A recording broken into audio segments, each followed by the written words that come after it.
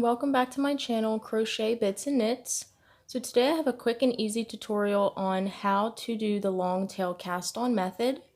So start by leaving a long tail before you make your slip knot.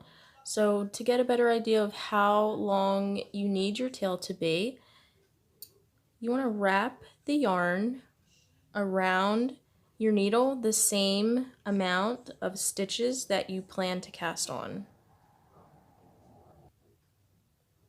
We'll do a little bit extra just to make sure. So first, starting with a slip knot, you want to hold the yarn with your bottom 3 fingers here. Wrap the yarn around your pointer finger twice and then slip that down here between your middle and thumb finger, so you have 2 loops on your pointer finger. Bring this piece of yarn up and over the one next to it, and grab this piece and bring it up and over that one behind your index finger and just let go. Okay, and then you can just pull gently to tighten. So you're ready to bring your needle in and just pulling on this piece to just gently tighten. So you don't want it too tight, you still want the loop to move kind of freely up and down the needle. Start our cast on method. Make sure that the bottom piece of string is the one that ends, that's your tail. The top piece is the one that's connected to your ball of yarn. Okay, so get your middle ring finger and pinky and just wrap them around both pieces of yarn, just gently holding them there. Index finger goes under the top piece of yarn and just lift up. So it looks like this. The thumb is going to go under the bottom piece of yarn and just wraps around. So here your index finger is holding the top piece of yarn up, the thumb's holding the bottom piece of yarn up as well.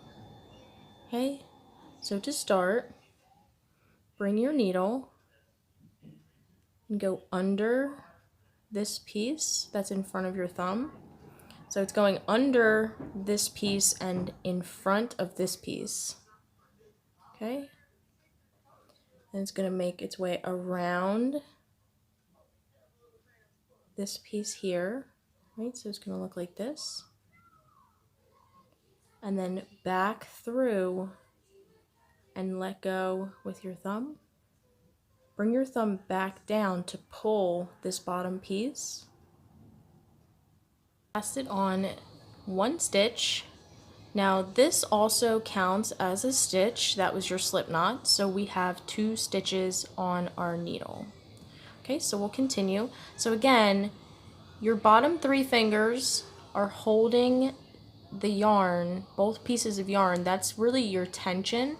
So you don't want to hold so tight that the yarn doesn't move at all, but not so loose that it moves too fast. So you just have to kind of play around with that, get the hang of it. Again, index finger goes under and lifts up the top piece. Thumb goes under the bottom piece and also lifts that up so that they're separate. Okay, again, we're holding both pieces with these bottom 3 fingers. So we'll bring our needle in front and through the back. We'll go in front of this piece and around, and then we're going back through this hole and let go.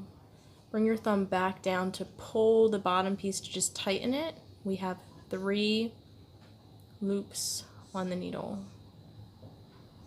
We'll do it again. In front of and through here. Around behind this piece. And then back through as you let go to tighten at the bottom. 4. See, then the yarn just starts to pull up as you release more yarn to make more stitches. In front of, around through the back of this piece, around and through the back of this piece, and then through the whole let go, and tighten by pulling the bottom piece. 1, 2, 3, 4, 5. Okay, so we're going a little bit faster now.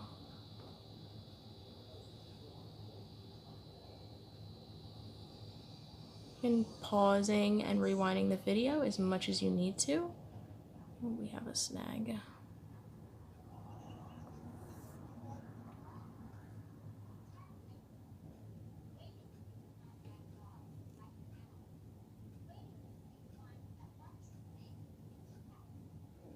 Okay, so you start to kind of get a groove going.